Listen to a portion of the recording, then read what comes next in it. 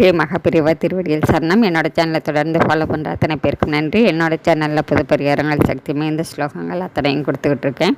உங்களுக்கு ரொம்ப உபயோகமாக இருக்குன்னு நான் நம்புகிறேன். நாம் இந்த பதிவில் பார்க்க போகிறது இன்றைக்கி சோமவார பிரதோஷம். சனி பிரதோஷத்துக்கு இணையான இந்த சோமவார பிரதோஷத்தை கண்டிப்பாக எல்லோரும் கோவிலில் போய் பிரதோஷத்தில் கலந்துக்குங்க. அது கூடவே நீங்கள் கண்டிப்பாக இன்றைக்கி வில்வ இலைகளால் அர்ச்சனை சிவபெருமானுக்கு செய்யுங்க. உங்களை தொடர்ந்து வரக்கூடிய 7 ஜென்ம பாவங்களும் இந்த வில்வ அர்ச்சனை செய்யும்போது நமக்கு தேரும் அப்படிங்கிறது உண்மை. இந்த நாளில் சிவநாமம் சொல்லிக்கிட்டே இருங்க. அது கூடவே இந்த பதிவில் நான் கொடுத்துருக்கக்கூடிய இந்த மந்திரத்தை நீங்கள் 6 தடவை சொன்னால் 2000 தடவை சிவநாமம் சொன்னதோட பலன் உங்களுக்கு கிடைக்குங்க. அதனால் இந்த மந்திரத்தை கோவிலில் உட்காந்து சொல்ல முடியும் அப்படின்னாக்கா கோவிலே உட்காந்து சொல்லுங்கள்.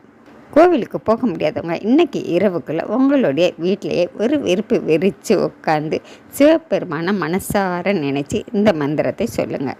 பாவங்கள் தீர்ந்தால் தான் நம்மளுடைய வாழ்க்கையில் நிறைய நல்ல விஷயங்கள் நடக்க ஆரம்பிக்கும். முடிந்த வரைக்கும் பாவங்களை தீர்வதற்கு என்னென்னலாம் செய்யலாம்ங்கிறத பார்த்து எல்லோரும் செஞ்சுக்கிட்டே வாங்க.